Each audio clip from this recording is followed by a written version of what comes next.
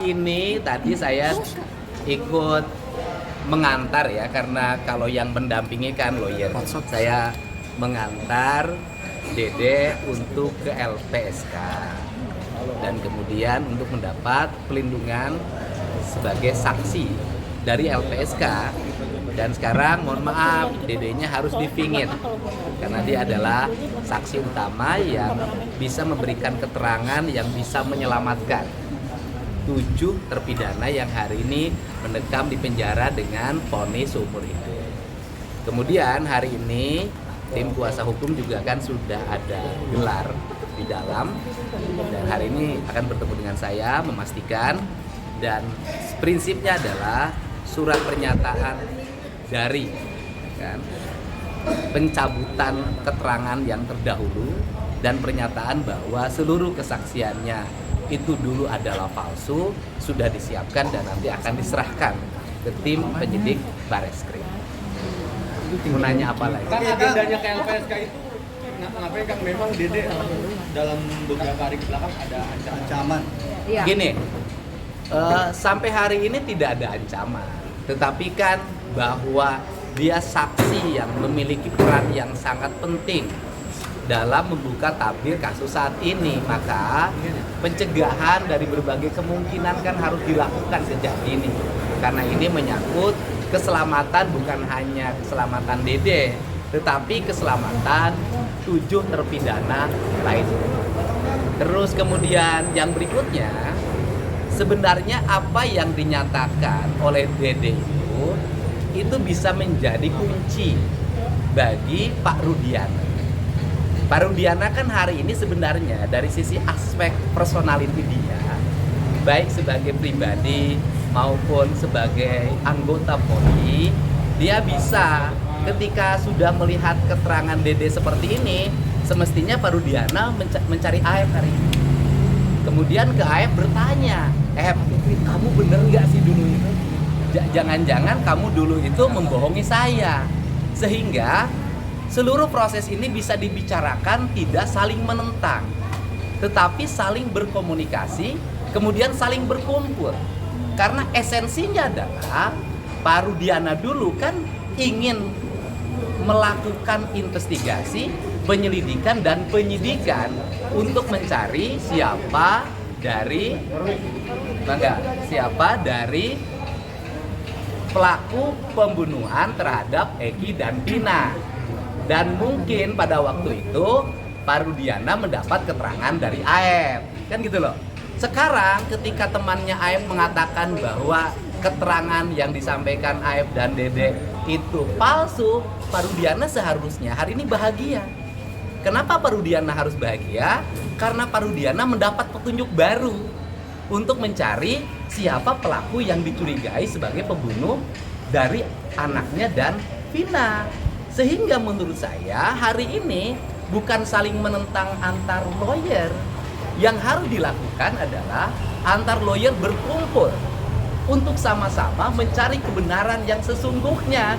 Karena fungsi lawyer dalam pandangan saya itu bukan melakukan pembelaan terhadap yang salah, tetapi mencari kebenaran dari sebuah peristiwa. Jadi ini saran saya sehingga tidak mesti lagi ada satu orang mensomasi yang lain mensomasi yang lain.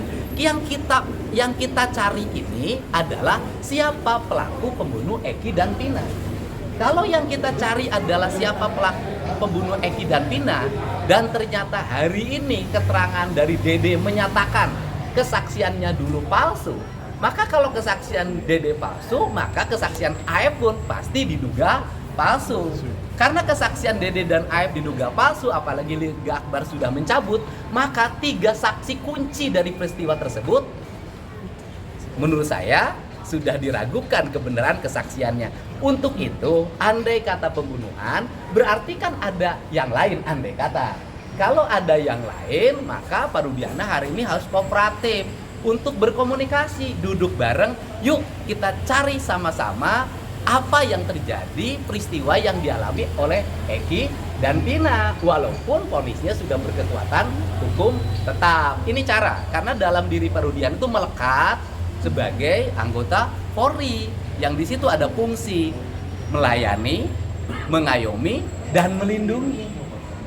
Siapa yang harus diayomi dan dilindungi adalah warga, termasuk di dalamnya Dede. Nah kan kalau orang jujur ya harus disambut dengan baik, karena ini fungsi-fungsi yang harus dijalankan sebagai anggota Polri, sebagai bayangkari negara. Nah ini yang fungsi itu. Penilaian Akang terkait respon Rudiana justru somasi. Ya saya tidak mau merespon apa yang disampaikan karena itu hak beliau untuk menyampaikan. Cuman saya menegaskan di sini, saya itu hari ini bukan lawyer yang membela siapapun. Saya ini adalah orang sebagai warga masyarakat biasa yang tidak memiliki kapasitas sebagai wartawan, tidak punya kapasitas sebagai penyidik, dan tidak punya kapasitas sebagai anggota legislatif karena saya sudah mengundurkan diri. Nah, kapasitas saya hari ini adalah sebagai warga masyarakat yang dianggap ditokohkan mungkin di Jawa Barat untuk menyajikan data dan fakta pada siapapun, pada lawyer, pada keluarga korban, pada keluarga terpidana, pada jajaran kepolisian. Ini ada fakta-fakta yang saya temukan.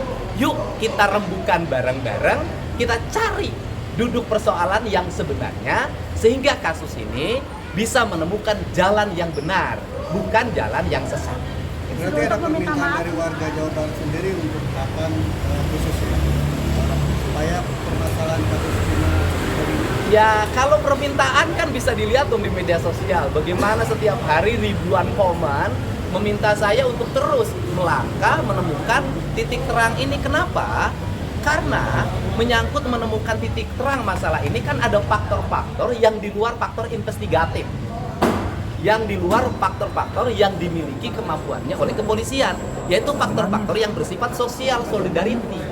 Apa sih social solidarity? Apa yang membuat kasus ini 8 tahun susah terbuka? Saya jelaskan. Yang pertama adalah keluarga korban juga ekonominya tidak mampu, khusus Pina, ya, bukan keluarga berada.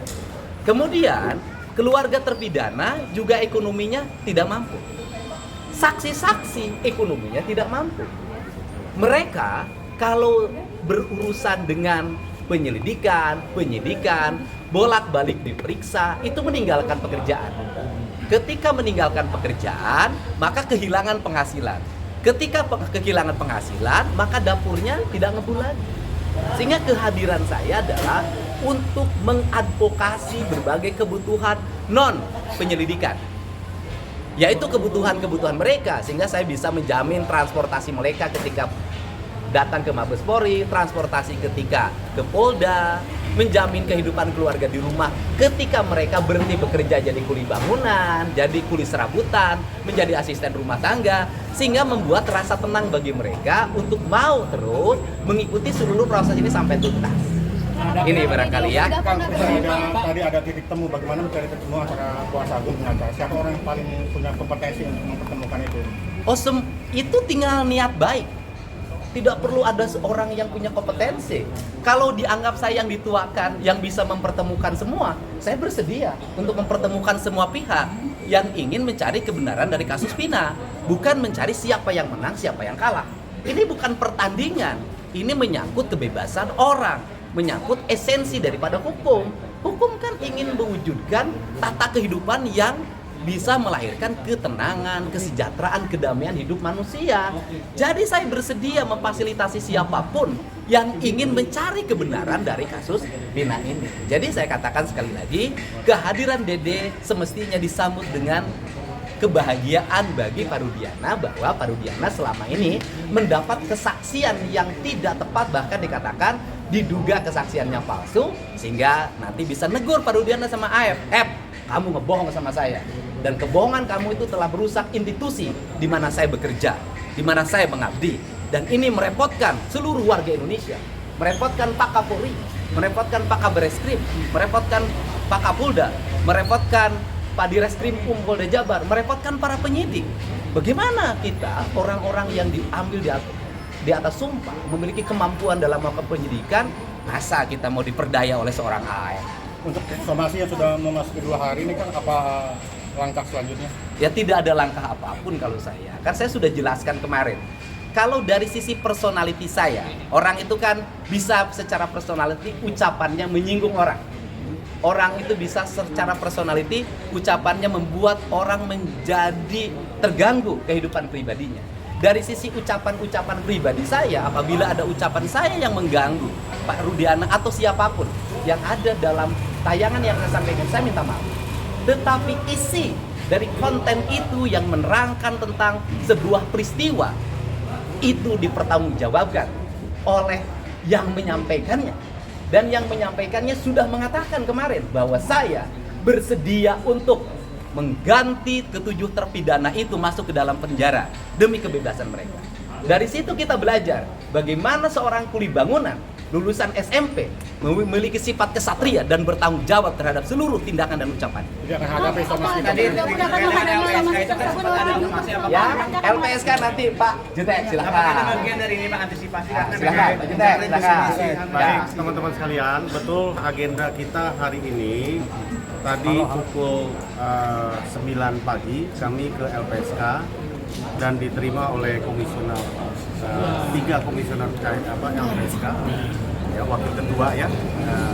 Kami sudah menyerahkan permohonan untuk perlindungan ya, kepada 6 terpidana sekaligus keluarganya dan berikut saksi-saksi yang akan kami hadirkan.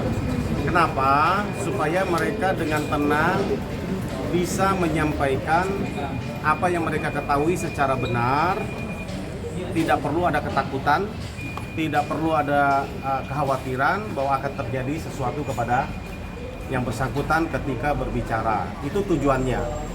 Karena kita tujuannya ingin membuka peristiwa ini sejelas-jelasnya. Sehingga itu yang kami sampaikan. Terkait dengan Dede, tadi kuasa hukumnya Dr. Asido Huta Barat ya juga sudah menyampaikan permohonan untuk perlindungan, hal yang sama ya. Kepentingan kami kolaborasi dengan kuasa hukum dari terlapor yaitu Dr. Asido, oleh karena kepentingan kami adalah untuk menghadirkan cerita yang sebenarnya, konstruksi yang sebenarnya untuk kepentingan bukti untuk kami jadikan novum untuk PK kepada 6 terpidana ya. Nah, urusan hukum bahwa Dede adalah terlapor ya tetap berjalan. Tadi kami sudah sudah gelar ya, mungkin Bang Ruli nanti akan menyampaikan mengenai yang ini gelar di atas ya. Saya hanya menyampaikan tentang bahwa LPSK ini merespon dan kami sedang melengkapi semua persyaratan yang disampaikan ya, sehingga siapapun yang nanti diminta oleh keterangan saksi oleh Barreskrim itu sudah terlindungi oleh LPSK. Demikian. Tadi termasuk dengan Dede juga kalau misalnya nanti akan dijadikan saksi dalam... Sudah, tadi kan saya sudah sampaikan. Dede juga lewat kuasa hukumnya Dr. Asido Huta Barat, Ketua BPH Pradi Pusat, itu sudah mengajukan juga ya untuk perlindungan saksi dan korban. Mungkin Bang Ruli akan jelaskan mengenai Bayar berapa gelar. Baik teman-teman, baru saja kita selesai mengadakan semacam gelar awal dengan pihak Barreskrim, dan hasilnya tadi kita sudah mengumpulkan bukti dan menambah bukti-bukti baru, maka ditetapkanlah dimulainya penyelidikan. Bukti baru itu apa Pak? Bisa dikasih tahu nggak Pak spesifiknya apa? Bukti baru tersebut yang tadi? Bukan saya ngajuin bukti barunya, bukan saya ngajuin, ada pihak lain. Ya. Nah, jadi mudah-mudahan dalam waktu dekat sudah mulai ada panggilan-panggilan atau undangan-undangan untuk mengklarifikasi masalah ini, baik itu di Bandung, di Jakarta maupun di Cirebon. Mudah-mudahan makin cepat ini makin baik. Ya, saya juga minta doa pada semua untuk supaya masalah ini bisa dilancarkan dan mudah-mudahan keinginan atau harapan para terpidana ini bisa tercapai. Begitu saja. Selamat siang. Siang Pak. Perkaranya gimana? Ya. Untuk somasinya selanjutnya Kan tadi sudah dijawab. Ya kan dari tadi ditanya masalah somasi. Kan saya tadi sudah menjawab. Ya kan? Jawabannya adalah apabila ada ucapan saya yang membuat tersinggung perasaannya, membuat terganggu kehidupan keluarganya, saya minta maaf atas ucapannya. Tetapi kalau isi dari pernyataan Dede di dalam tayangan yang saya sampaikan di channelnya Kang Deddy Mulyadi, itu adalah isi yang dipertanggungjawabkan oleh Dede itu sendiri. Dan Dede sudah menyatakan kemarin bersedia menghadapi resiko apapun, termasuk harus masuk penjara menggantikan ketujuh yang sekarang mendekam di penjara seumur hidup. Artinya Dede sudah memperlihatkan sikap yang kesatria. Saya katakan, mari kita belajar dari kuli bangunan. Lulusan SMP, kuli bangunan, upahnya hanya 140.000 per hari, berani mempertanggungjawabkan apa yang diucapkannya. Mari kita belajar sebagai patriotik negara. Dede nggak pernah mengikuti pendidikan kenegaraan. Dia kuli bangunan biasa. Kita belajar dong sama mereka, sama yang lulusan SMP. Nah, dan kemudian saya tegaskan sekali lagi buat Pak Rudiana, keterangan Dede itu semestinya disambut dengan bahagia. Kenapa? Karena Pak Rudiana bisa punya titik baru bahwa ada hal lain dalam kasus Vina. Bisa jadi tuduhannya selama ini salah. Kalau tuduhannya selama ini salah, kan Pak Rudiana harus bahagia. Andai kata terjadi pembunuhan, ternyata yang membunuhnya bukan yang sekarang di penjara. Kan itu harus disambut dengan kebahagiaan. Caranya adalah berkumpul, saling mencari kebenaran secara bersama. Kan esensinya kalau dianggap kasus Eki dan Vina adalah pembunuhan, mencari siapa pembunuh yang sebenarnya. Kalau itu pembunuhan, kalau bukan pembunuhan, ya nanti biar yang memutuskan Barreskrim Polri, bukan saya, gitu loh. Ini yang harus disambut gembira dong. Nah kemudian yang berikutnya adalah AF segera panggil oleh Pak Rudiana. Kenapa? Karena AF diduga melakukan kebohongan terhadap Pak Rudiana. Kan pasti bahwa timnya Pak Rudiana mencari informasi, kemudian dapat informasi dari AF. Dan sekarang terbukti informasi dari AF itu dibantah oleh Dede yang temannya sama-sama beli rokok, sama-sama jadi saksi. Nah sekarang tinggal dipanggil. Dedenya dipanggil, kamu nge-prank saya. Prank kamu telah membuat heboh Indonesia. Prank kamu telah membuat penderitaan bagi orang lain. Prank kamu itu kalau tidak segera kita tangani dan dibangun rel yang benar, bisa mencederai kebesaran institusi Polri. Ini yang kita jaga bersama. Prank kamu telah membuat repotnya Kapolri, Kapolda, Kabareskrim, Barreskrim Ini kan membuat repot semua gara-gara prank Dede tukang setim.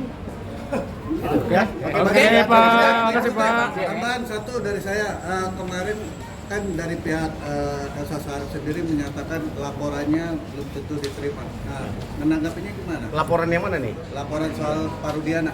Oh, gimana? laporannya Karena bukan belum RT-nya. tentu diterima. Kami sudah ada bukti lapornya, sudah kami tunjukkan di sini kan. Sedang berproses ya, sedang berproses. Kita tunggulah. Ini kan satu demi satu. Hari ini kami gelar untuk perkara AF dan Dede. Masih ada 2 LP sedang berproses. Silakan ya. Oke. Nah, ya gitu ya. Lain ya.